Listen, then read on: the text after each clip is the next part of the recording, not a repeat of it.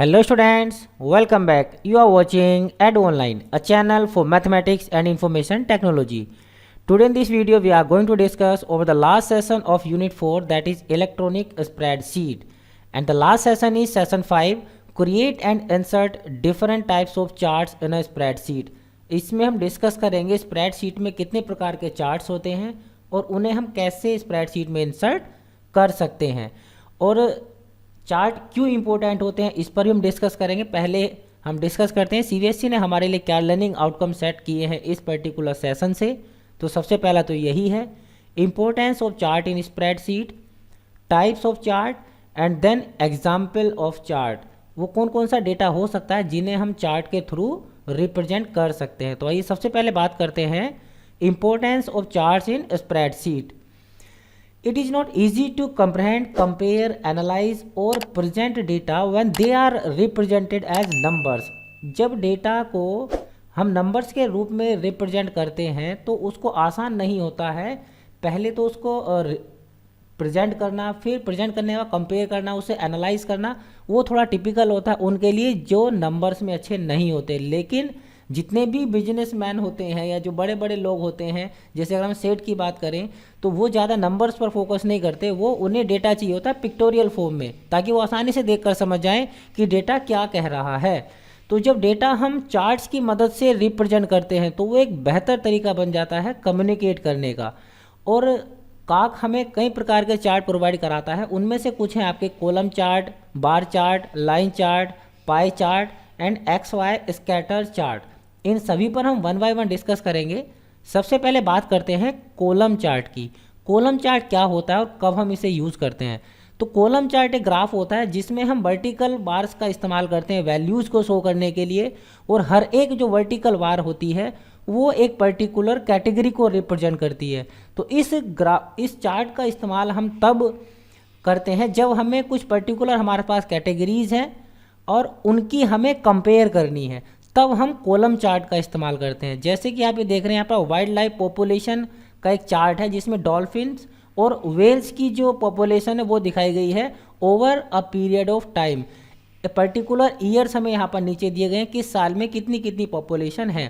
तो इस प्रकार का यदि आपके पास डेटा है जिसकी आप कंपैरिजन करना चाहते हैं तो आप कॉलम चार्ट का इस्तेमाल कर सकते हैं। इसके बाद आपका नेक्स्ट आता है बार चार्ट।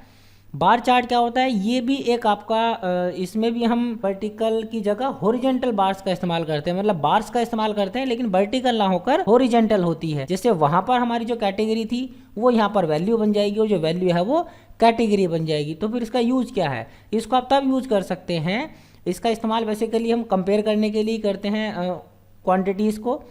तो इसका इस्तेमाल कब करेंगे हम कॉलम चार्ट की जगह, जब आप वैल्यूज़ को अक्रॉस कैटेगरी कंपेयर करना चाह रहे हैं और जब आपके जो कैटेगरी टेक्स्ट है वो ज़्यादा हो जाता है और कॉलम चार्ट में वो डिस्प्ले सही से नहीं हो पाता है, तब हम बार चार्ट का इस्तेमाल करते हैं। तो बेसिकली यही हमारा मेन बेनिफिट है कि जब हमारे पास जो कैटेगरी टेक्स्ट है वो ज़्यादा बड़ा हो जाता है, कॉलम चार्ट में फिट नहीं होता, या फिर हमें एक ड्यूरेशन दिखानी हो ग्राफ में, तब हम बार चार्ट का इस्तेमाल करते हैं। इसके बाद आता है हमारा लाइन चार्ट।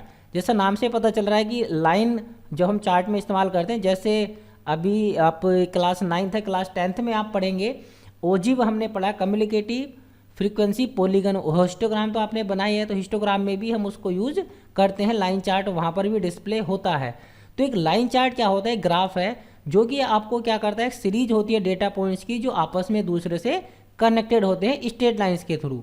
ये ग्राफिकल ऑब्जेक्ट है जो कि स्प्रेडशीट में डेटा को रिप्रेजेंट करने के लिए इस्तेमाल किया जाता है, मतलब न्यूमेरिकल डेटा को ग्राफिकल फॉर्म में रिप्रेजेंट करने के लिए इस्तेमाल किया जाता है। सारे चार्ट वही काम करते हैं। तो ये लाइन सभी में लिखी हुई है और इसका बेसिकली हम इस्तेमाल करते कब हैं, जब हमें कोई पर्टिकुलर एक ट्रेंड दिखाना हो over a period of time. किसी भी पर्टिकुलर चीज़ का ट्रेंड हो सकता है, जैसे कि अगर हम प्रेजेंट टाइम की बात करें तो आजकल आप टीवी पर देखते हैं कोरोना का ग्राफ आपको दिखाई देता है। तो वो क्या है, एक ट्रेंड है कोरोना के केसेस का over a period of time. तो इस प्रकार का डेटा जब आपको शो करना होता है ग्राफ के थ्रू, तब आप लाइन चार्ट का इस्तेमाल करते हैं। और इसमें आप ये ध्यान रखेंगे जो कैटेगरीज होती हैं इनका ऑर्डर इंपॉर्टेंट होता है। इसमें ऐसा नहीं कि आपने मार्च को पहले लिख दिया, फरवरी को बाद में लिख दिया, क्योंकि हम इसमें क्या कर रहे हैं, एक ट्रेंड को एनालाइज करेंगे over a period of time. तो जो आपका पीरियड ऑफ टाइम है वो आपने यहाँ पर डिस्प्ले किया होगा।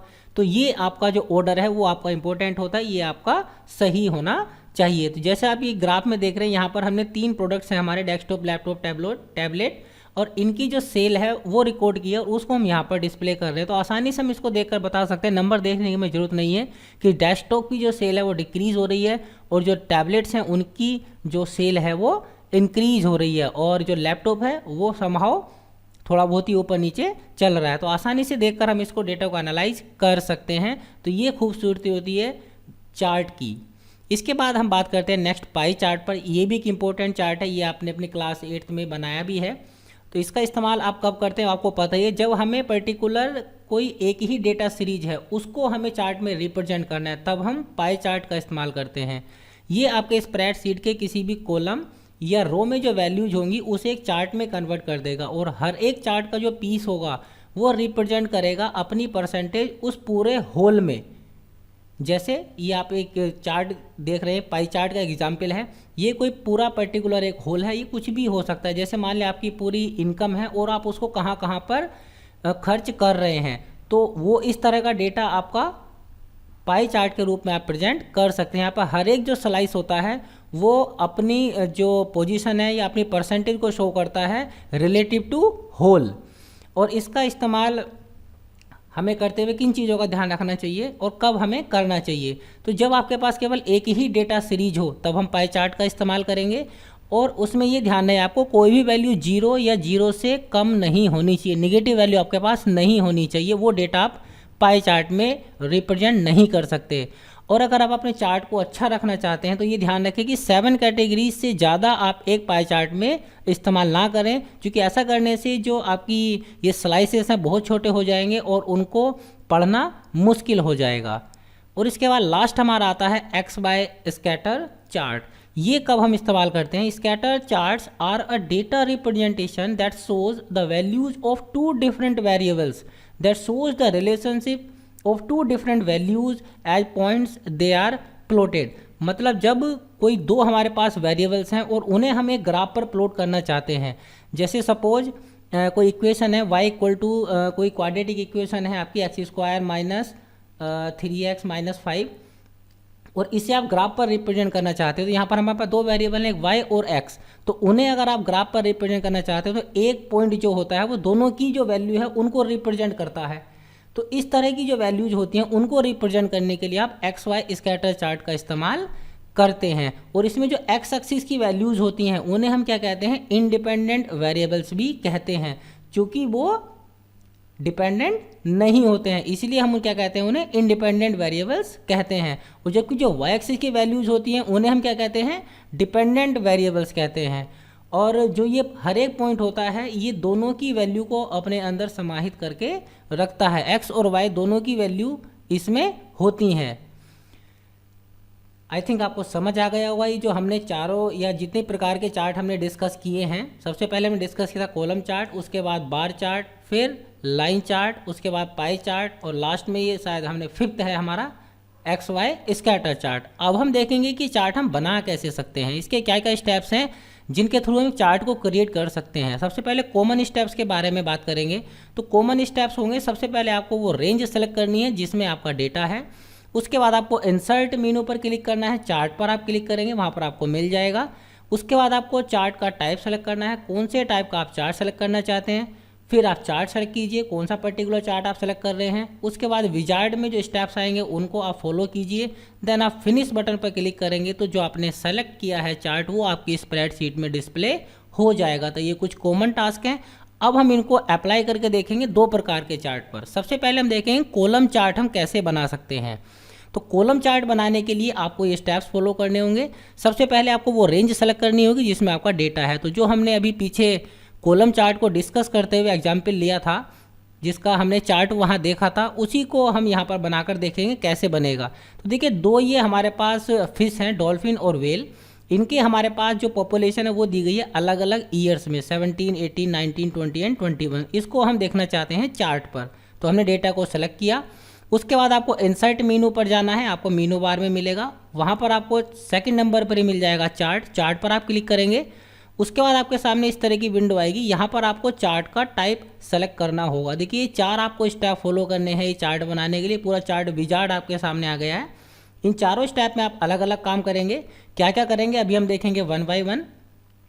तो यहाँ से हम बना रहे हैं कॉलम चार्ट। तो कॉलम चार्ट पर आपको क्लिक करना है। जैसे आप कॉलम चार्ट पर क्लिक करेंगे तो इस तरह की विंडो आपके सामने आएगी। अलग अलग चार्ट के लिए अलग अलग होगी। अब आपको इसमें जो भी चार्ट आपको चाहिए वो आप सेलेक्ट कर लेंगे। 3 प्रकार के चार्ट आपको यहाँ मिलते हैं और आप इन चार्ट्स को 3D लुक में भी देख सकते हैं। अगर आप 3D लुक में चार्ट को देखना चाहते हैं 3D लुक पर क्लिक करेंगे और उसके बाद आपके पास ये नीचे 4 ऑप्शन है। जो आपके ये वर्टिकल बार्स हैं ये आप सिलेंडर के रूप में देखना चाहते हैं, कोन के रूप में देखना चाहते हैं, पिरामिड के रूप में देखना चाहते हैं, वो आप कर सकते हैं। जो भी आपको यहाँ करना है वो आप सेटिंग करेंगे और उसके बाद आप नेक्स्ट पर क्लिक करेंगे। जैसे ही नेक्स्ट पर क्लिक करेंगे तो आपके सामने कुछ इस तरह की विंडो आएगी। यहाँ आपको वो डेटा रेंज जो आपने सेलेक्ट की होगी वो आपको दिख रही होगी। चेक कर लेंगे वही होनी चाहिए, नहीं है तो सही कर लेंगे। अब यहाँ पर आपके पास देखिए 2 चीज़ें हैं, डेटा सीरीज इन रोज और डेटा सीरीज इन कॉलम्स। तो अभी अगर आप जो हमने ईयर ऊपर लिखे हुए हैं तो जो डेटा सीरीज आप रो को बनाना चाहते हैं या कॉलम को बनाना चाहते हैं ये आपको यहाँ सेट करना है। तो हम क्या करना चाहते हैं, जो हमारे ऊपर रो है जिसमें हमने ऊपर 17, 18, 19 ईयर लिखे हुए हैं उसको हम क्या करना चाहते हैं, कैटेगरी एक्सिस पर नीचे दिखाना चाहते हैं। डेटा सीरीज उसको बनाना चाहते हैं तो डेटा सीरीज इन रो पर क्लिक करेंगे। आप इसको दूसरी तरह से भी देख सकते हैं, डेटा सीरीज इन कॉलम्स। अगर आप इस पर क्लिक करते हैं तो चार्ट आपको कैसा दिखेगा, उसमें आपको जो कॉलम में आपके डेटा लिखा था हमने डॉल्फिन और वेल वो आपको यहाँ पर नीचे दिखाई देगी और ईयर के आपको बार बने हुए दिखाई देंगे। तो फिलहाल ये आपका होमवर्क है, आप इस पर करके देखेंगे। हम यहाँ पर देख रहे हैं डेटा सीरीज इन रोज पर और नीचे जो है ये first row as a level and first column as level. मतलब जो आपकी पहली रो और पहला कॉलम है उसको आप लेवल के रूप में इस्तेमाल करना चाहते हैं या नहीं, ये जो भी आपको सेटिंग यहाँ पर करनी है वो करेंगे। उसके बाद नेक्स्ट पर क्लिक करेंगे। जैसे ही नेक्स्ट पर क्लिक करेंगे इस तरह की विंडो आएगी। यहाँ पर देखिए डेटा सीरीज आपको दिखा रहा है और डेटा रेंज आपको यहाँ पर दिखा रहा है। तो रेंज फॉर नेम जो आपने पर्टिकुलर यहाँ से हम क्या कर सकते हैं, जो इंडिविजुअल डेटा सीरीज है उनको हम मॉडिफाई कर सकते हैं। फिलहाल हमें यहाँ पर कुछ करने की आवश्यकता नहीं है, जो भी हैं हमारे वो हम ऐसे ही रहने देंगे। नेक्स्ट पर आप क्लिक करेंगे। जैसे ही आप नेक्स्ट पर क्लिक करेंगे तो आपके सामने कुछ इस तरह की विंडो आएगी। ये हमारा लास्ट स्टेप है। इसमें हमें क्या करना है, अपने चार्ट का टाइटल लिखना है, सब टाइटल लिखना है। एक्स एक्सिस पर आप क्या डिस्प्ले कर रहे हैं वहाँ आप शो करना चाहते हैं तो लिख दीजिए, नहीं करना चाहते तो मत लिखिए। ऐसे ही वाई एक्सिस पर आप क्या शो कर रहे हैं वो आपको यहाँ लिखना होगा। और जो ग्रिड्स हैं वो आप कौन सी एक्स एक्सिस और वाई एक्सिस दोनों पर शो करना चाहते हैं, केवल वाई एक्सिस पर शो करना चाहते हैं तो हम केवल वाई एक्सिस पर करना चाहते हैं तो हमने केवल इस पर क्लिक किया हुआ है। और आगे यहाँ आपको दिखाता है डिस्प्ले लीजेंड। जो लीजेंड है वो आप कहाँ दिखाना चाहते हैं जो आपके चार्ट में, तो हमने बॉटम पर क्लिक किया, हम बॉटम नीचे देखना चाहते हैं। ये सेटिंग करने के बाद आप फिनिश बटन पर क्लिक करेंगे तो आपके सामने स्प्रेडशीट में इस तरह का चार्ट आपको दिखेगा। देखिए जो लीजेंड है हमने बॉटम में लिए थे तो ये बॉटम में आए, आप अगर यहाँ राइट में लेते तो राइट में आते, चारों में से आप कहीं भी ले सकते थे। और हमारा देखिए टाइटल यहाँ पर दिख रहा है और जो हमने एक्स एक्सिस पर वहाँ ईयर्स लिखा था वो यहाँ दिख रहा है। पॉपुलेशन हमें यहाँ पर वर्टिकली जो हमारी वैल्यू एक्सिस है वहाँ पर दिखाई दे रही है। तो ये हमने कहाँ का, और देखिए जब मैंने आपको कहा था जो डेटा सीरीज हमने रो चुना था, अगर हम डेटा सीरीज कॉलम चुनते तो ये जो डॉल्फिन और वेल है इसकी जगह ये 17, 18, 19, 21 आ जाते और यहाँ केवल हमें 2 मिलते, एक डॉल्फिन के लिए और एक वेल के लिए। तो इस तरह से हम कॉलम चार्ट को यूज कर सकते हैं। आई थिंक आपको समझ आ गया होगा किस प्रकार के डेटा को और कैसे हम चार्ट में कन्वर्ट कर सकते हैं। इसके बाद एक और चार्ट हम देखते हैं, लाइन चार्ट हम कौन से डेटा के लिए इस्तेमाल करते हैं। तो लाइन चार्ट को इस्तेमाल करने के लिए पहले तो हमें वही रेंज सेलेक्ट करनी होगी। वही हमने जो एग्जाम्पल जो समझते हुए लिया था, जो चार्ट देखा था उसी को हम देखेंगे यहाँ पर भी प्लॉट करके चार्ट पर कैसे वो दिखेगा या हमने कैसे वो होगा। तो देखिए यहाँ पर हमने वो तीनों आर्टिकल लिए हैं और उनकी अलग अलग मंथ में जो सेल है वो हमने यहाँ पर लिखी हुई है। इस पूरे रेंज को हमने सेलेक्ट किया। उसके बाद फिर से वही इंसर्ट में जाना है, चार्ट पर जाना है। इस तरह की विंडो आपके सामने आएगी। यहाँ से इस बार आपको क्या करना है, लाइन चार्ट सेलेक्ट करना है। और अगर आप ये पॉइंट वाला लेते हैं तो आपको ऐसे पॉइंट दिखाई देंगे। आपको हमें लाइन चाहिए तो हमने लाइन वाला लिया। आगे भी और 2 हैं, जो आपको अच्छा लगे वो आप ले सकते हैं। उसके बाद आप नेक्स्ट पर क्लिक करेंगे। जैसे ही आप नेक्स्ट पर क्लिक करेंगे तो आपके सामने इस तरह की विंडो आएगी। यहाँ पर फिर से वही देखिए डेटा सीरीज इन रो, यहाँ पर इस बार हम डेटा सीरीज इन कॉलम से लेंगे और नेक्स्ट पर क्लिक करेंगे। जैसे ही आप नेक्स्ट पर क्लिक करेंगे तो आपके सामने कुछ इस तरह की विंडो आएगी। इसमें भी हमें कोई चेंज नहीं करना है, आगे चलना है, नेक्स्ट पर क्लिक करना है आपको। और फिर लास्ट में हमें यहाँ पर टाइटल देना है अपने चार्ट का। एक्स एक्सिस पर हम क्या डिस्प्ले कर रहे हैं, वाई पर क्या कर रहे हैं वो हमें बताना है। लीजेंड आप कहाँ डिस्प्ले करना चाहते हैं और ग्रिड आप कौन सी देखना चाहते हैं। फिनिश पर आप क्लिक करेंगे। जैसे आप फिनिश बटन पर क्लिक करेंगे तो आपके सामने इस तरह का चार्ट डिस्प्ले हो जाएगा। देखिए आपको तीनों के चार्ट यहाँ पर डिस्प्ले हो रहे हैं। आसानी से हम देखकर बता सकते हैं कि डेस्कटॉप की जो हमारी सेल है वो डिक्रीज़ हो रही है और जो टैबलेट्स है उनकी इंक्रीज हो रही है, और लैपटॉप की समहाउ रिलेटिवली वही चल रही है, थोड़ी थोड़ी इंक्रीज हो रही है। तो इस तरह से हम किसी भी प्रकार के डेटा को आसानी से स्प्रेडशीट में चार्ट में रिप्रेजेंट कर सकते हैं। आपके लिए होमवर्क है, आप अलग अलग प्रकार के डेटा को कलेक्ट कीजिए और उसे चार्ट पर रिप्रेजेंट करके देखिए, तब आपको एक बेटर अंडरस्टैंडिंग होगी चार्ट्स की कि कब कौन सा चार्ट हमें बेटर जो विजुअलाइजेशन है या बेटर हम एनालिसिस कर सकते हैं कौन से चार्ट के थ्रू। तो इस वीडियो में इतना ही, और यहाँ पर हमारी ये पूरी जो यूनिट है समाप्त हो गई है। उम्मीद करता हूँ आपको वीडियो पसंद आई होगी, और पसंद आई हो तब वीडियो को लाइक, शेयर और कमेंट करना ना भूलें। और साथ ही साथ यदि आपने चैनल को सब्सक्राइब नहीं किया है, आप चैनल पर नए हैं, तब आप चैनल को सब्सक्राइब कर लीजिए। सब्सक्राइब बटन पर क्लिक करने के बाद आप बेल आइकन पर क्लिक करना ना भूलें, जिससे कि आपको आने वाली वीडियोस के नोटिफिकेशन इंस्टेंटली मिल सकें।